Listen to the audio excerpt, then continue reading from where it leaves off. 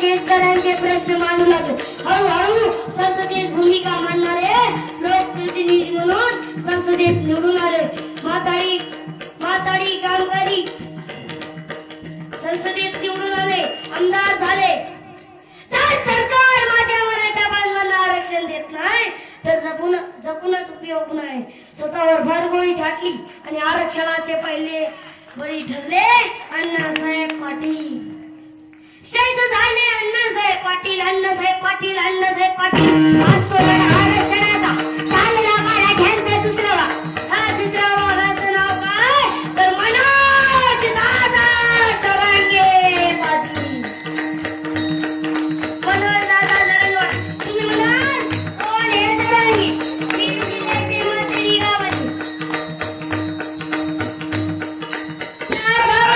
सगळ्यात लहान होते मनोज दादा.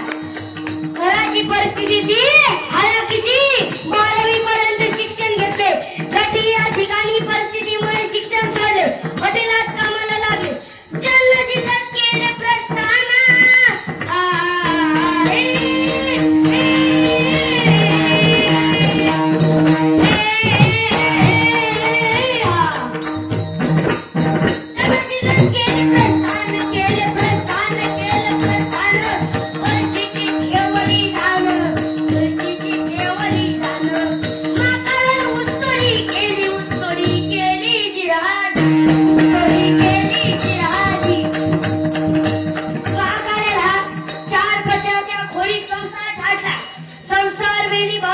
आणि हवेलीवर 2 फुले उमटली, ती म्हणजे शिवराज आणि पल्लवी.